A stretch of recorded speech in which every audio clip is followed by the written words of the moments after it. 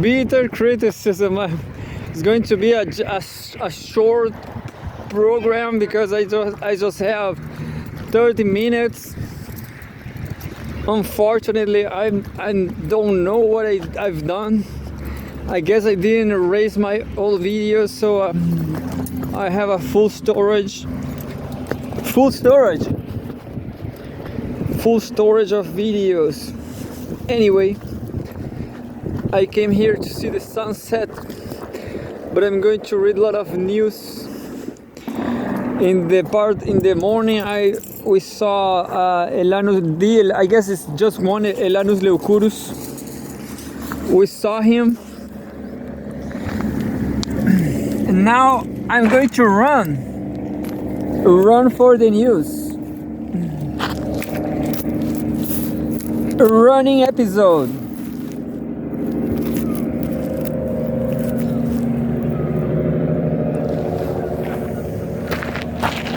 A running episode. Running what? Running the news. Quick news day. Let's see what Russia Today is saying about Lavrov. Lavrov draws parallels between Israel and Ukraine. Obviously, I guess, but it's nice. August 31, 2024. Home Russia and former Soviet Union. Lavrov draws parallels between Israel and Ukraine. Both nations are apparently seeking to spark major regional wars, Russia's most senior diplomat has suggested. Both Ukraine and Israel are trying to spark major regional wars to solve their own problems at the expense of others. Russian Foreign Minister Sergei Lavrov has said.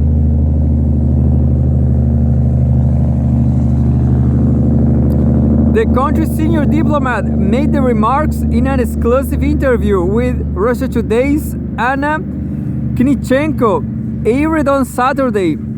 Asked about the prospects of the ongoing crisis in the Middle East devolving into a major regional war, Lavrov suggests Israel was effectively the only power seeking such conflict.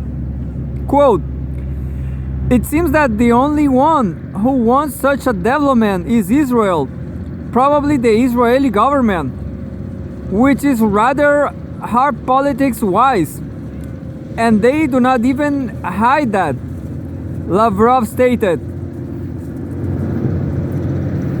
Probably they want to take advantage of this situation to once and for all try to solve all their problems with Hamas, with Hezbollah, and with pro-Iranian groups in Syria and Iraq, the minister suggested, adding that Tehran seems to be avoiding such a conflict and does not want to get involved in any large-scale military actions. Israel's behavior shares striking similarities to Ukraine's, with Kiev apparently seeking to drag its Western backers into a direct conflict with Moscow. Lavrov pointed out, quote, "I'm seeing an interesting parallel there. Vladimir Zelensky too, who is fully controlled by the US as well. He wants roughly the same thing, only around Ukraine to unleash a major war here and to step aside himself so that the Americans and other NATO members will start fighting for him," the minister added. Quote, "There are very similar situations when they want to provoke a big war in the Middle East and on the territory that is directly adjacent to us and now part of Russia's Kursk region is under the control of Zelensky's Nazi regime, with weapons supplied by NATO. The ongoing Ukrainian incursion into Kursk region, launched by Kiev early this month, was likely approved by its Western handlers, Lavrov suggested. Quote, a large number of Nazi units as well as foreign mercenaries who might actually be regular troops are taking part in the hostilities, he noted. Quote, it is difficult for me to tell what the idea was behind this situation because our Western colleagues have very convoluted minds. They sometimes bend everything in their own way, and then nothing comes of it, Lavrov stated, invoking questionable results the collective West has achieved in Afghanistan, Iraq, and elsewhere. So that's it. You know, I'm going to finish the article I started reading yesterday. I started reading a Pepe Escobar Telegram article. I guess I'm going to take all these 25 minutes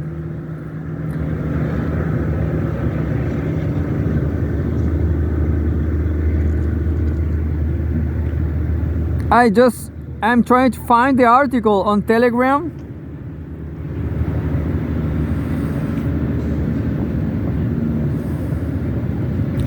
I'll try to remember where it is. Yeah, I found it. It was beyond desperately seeking NATO intervention. This article, this very interesting military article, it was by Kevin Bacho.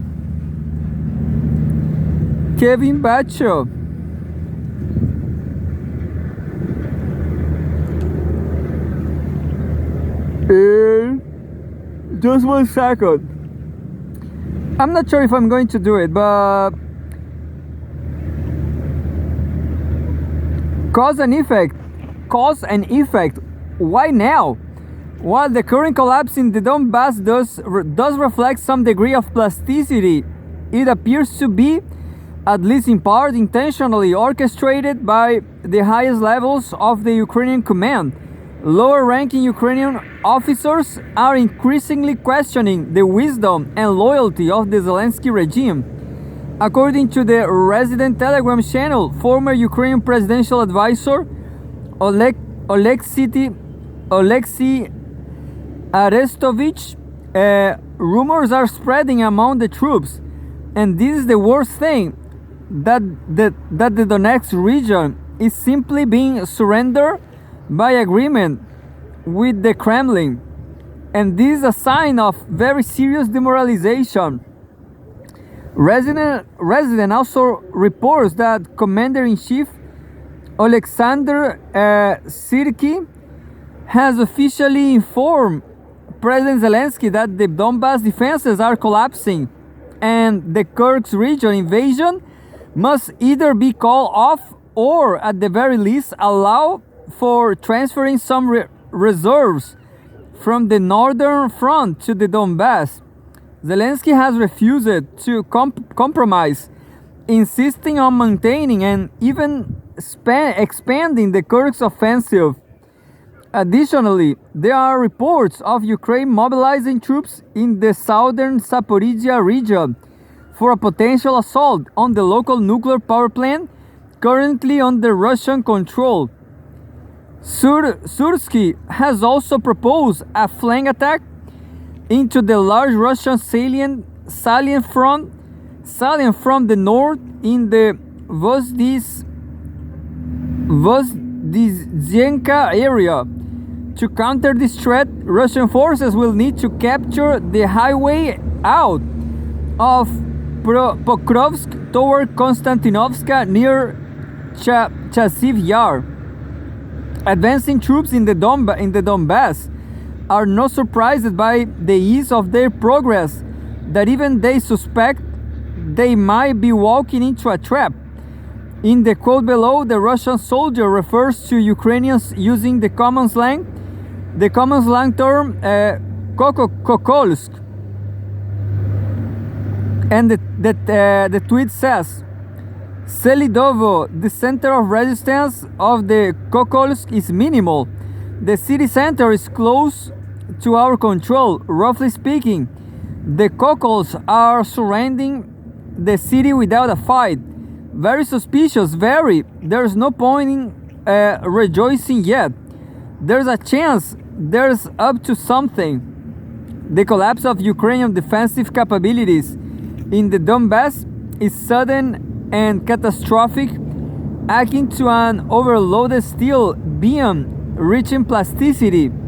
However, attributing this collapse solely to a shortage of manpower and ammunition is complicated by the large-scale transfer of troops from the Donbass to the Kharkov and Kursk fronts.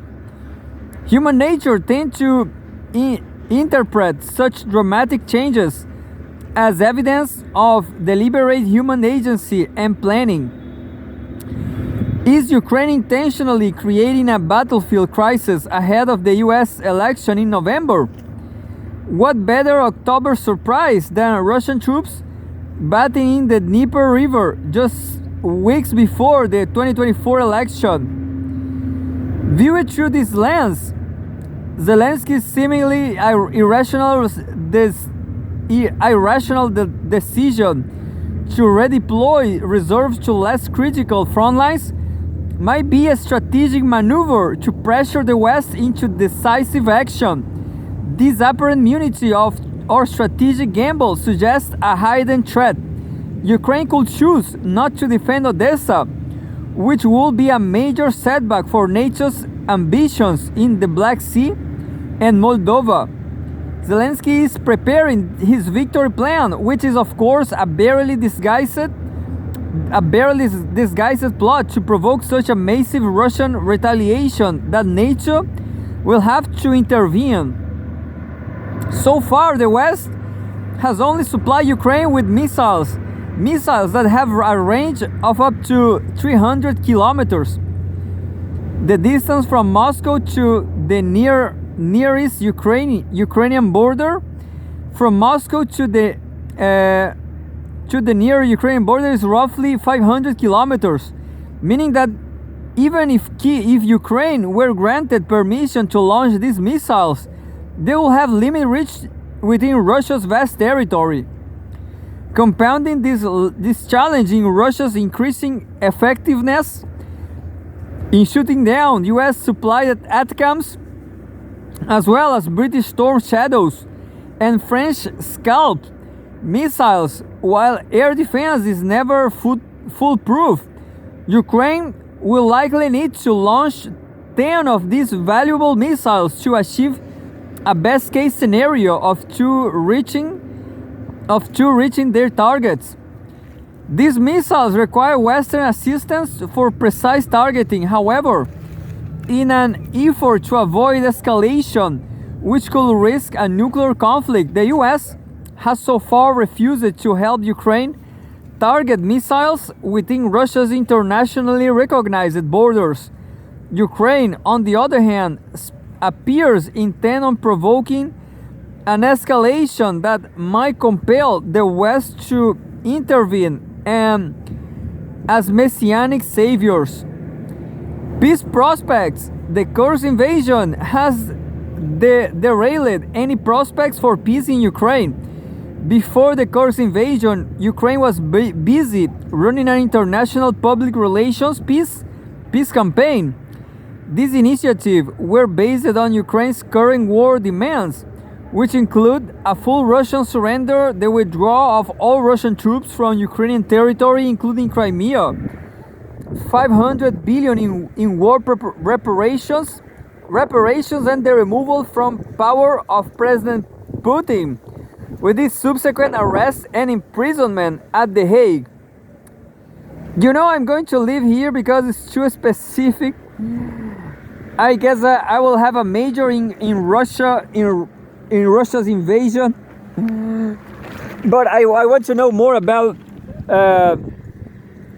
I want to know more about. Well, it's 38 minutes now. I'm going to do a 38 minutes now. What about that, Tommy? Tommy's here with me. As you can see. I'm going to read some... Tommy, cuidado, Tommy, cuidado.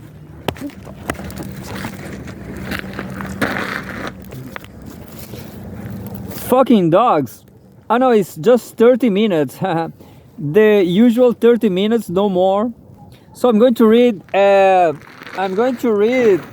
little about CGTN. Or a little more Russia Today. So a very nice, huge article from Pepe Escobar. I guess the teacher Lejeune, Professor Lejeune, back in Brazilian Professor Lejeune, will love that article, but because it's huge. Russia Today, Switzerland urged to rethink its 500-year neutrality. August 31, Home World News. The Alpine country must cooperate more closely on security issues with the EU and NATO. Swiss experts have urged. We have a photograph of a Swiss soldier stands at attention in front of a Swiss flag. It is time for Switzerland, which has been neutral since 1515 at the year 1515. What about that? To redefine its non-alignment status. A group of Swiss experts have said in a report ordered by the Defense Ministry in Bern. Critics in response have accused the panel behind the paper of bias and insist that neutrality is forever enshrined in the country's constitution. The study committee, which has set up a year ago, presented a paper on Thursday with 100 recommendations on how to boost the Alpine nation's security. Quote, the neutrality policy needs to be revised, more focused on its security function and apply more flexibly. The members of the panel, which is set to include politicians, economists, and scientists representing different age groups and regions, suggest in the report.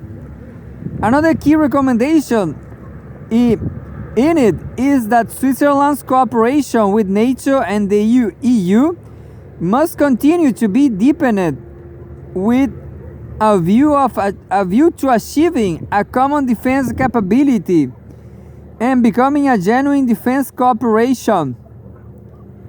Among other things, the Commission urged that the country's defense budget be increased from 0.75% of GDP to 1% by 2030. It also said that the majority of the members of the panel spoke in favor of lifting the 1998 ban on the re-export of arms to countries that are at war.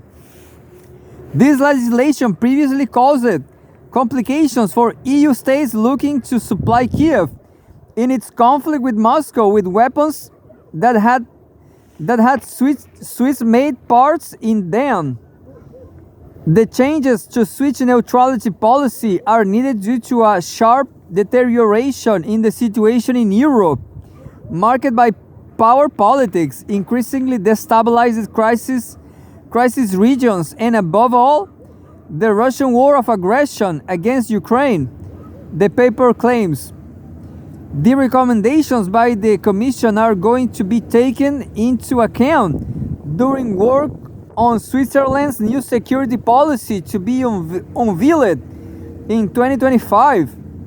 The expert group's paper had caused controversy even before it came out, with critics claiming that the head of the Federal Department of Defense, Civil Protection and Sports, DDPS, Viola Amherd, had deliberately formed the panel using experts who are against neutrality.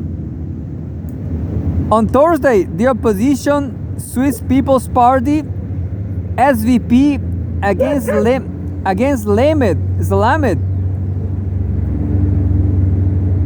The report saying that the politically one-sided commission behind it has shown disregard of the constitutionally guaranteed perpetual neutrality of our country. Quote, "It is an open secret that AMRED wants to destroy Swiss neutrality and throw herself into the arms of NATO and the EU." The statement by the SVP read, "Despite not being a member of the EU or NATO, Switzerland has joined nearly all of the Western sanctions imposed on Russia over the Ukraine conflict and has frozen billions of dollars worth of Moscow's assets. In early 2024, Russian Foreign Minister Sergei Lavrov said that because of this, Moscow does not..." Tommy, aqui, Tommy.